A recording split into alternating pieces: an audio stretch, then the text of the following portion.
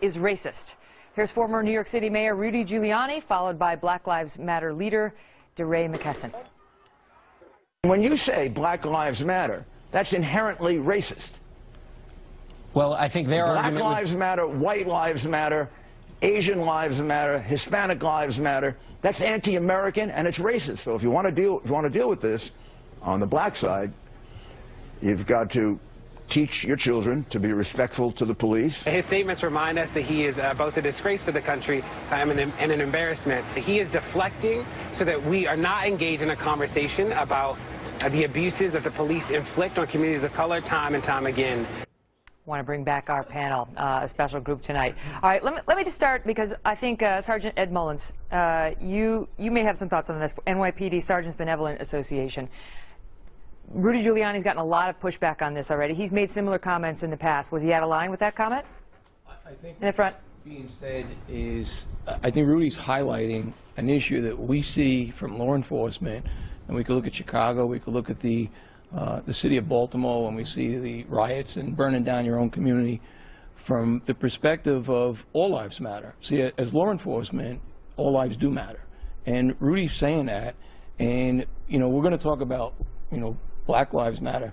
We should be talking about how everyone's life matter. The clip you played in the very beginning of the shooter in Dallas, his dad, if you have children, whether we agree with what he did or not, there's a father who's heartbroken right now for what his son did.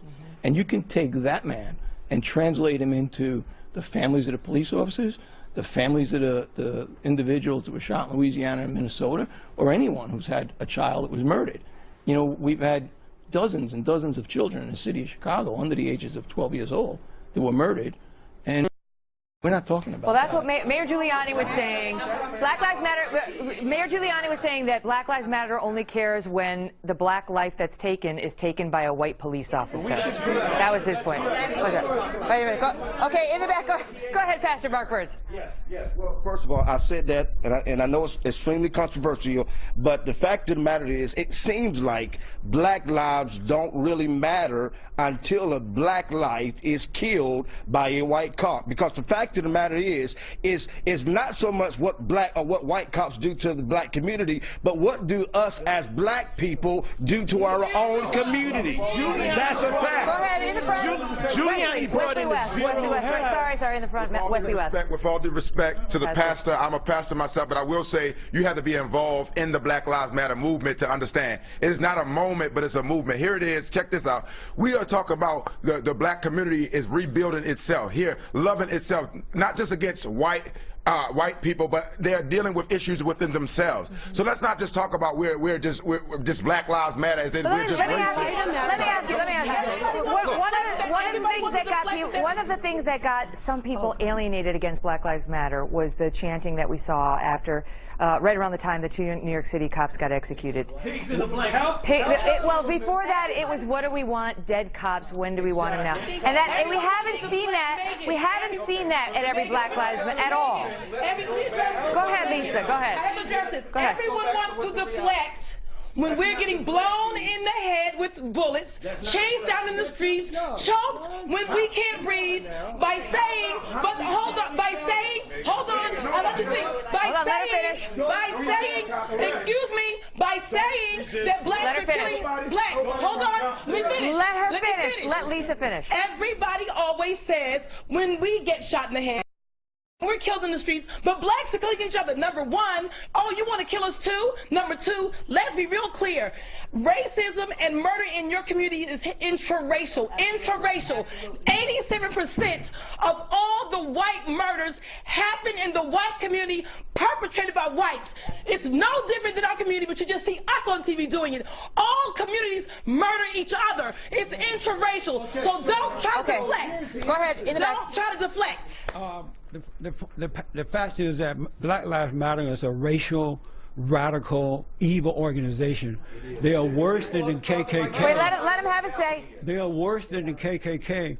black Americans who are suffering are not suffering because of racism. They are suffering because they are growing up without fathers and mothers in the home, and these kids are first being made angry in the home about that, and rather than dealing with that anger, Let him finish. Go ahead. Rather than dealing with that anger, they go out into the community, and they have people like Jesse Jackson and the NAACP, Barack Obama, and others telling them it's the white man.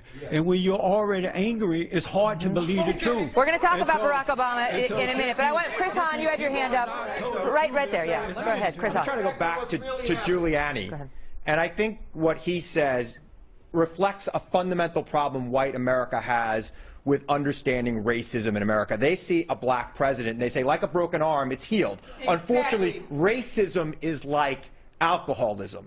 It is there under the surface. It is always there. We need to be vigilant to watch out for it. And the Black Lives Matter movement is not asking you to choose between black and white lives. It's asking you to acknowledge this racism that is fundamentally exists in America. Go ahead, Michael Oppenheimer. Part of the problem is this has been going on for decades and decades and decades. In Chicago especially, you have a history of the police department.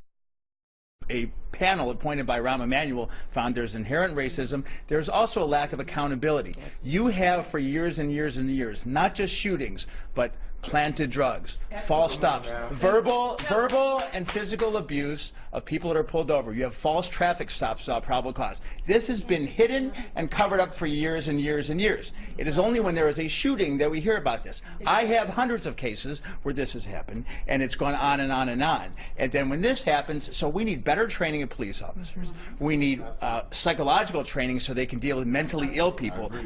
Recently, a person was shot swinging a bat far away from a police officer. Okay. And then we'll talk about whether anything needs to happen, with the constituents, with the crime rate, with the fatherless families, whether that plays any role as we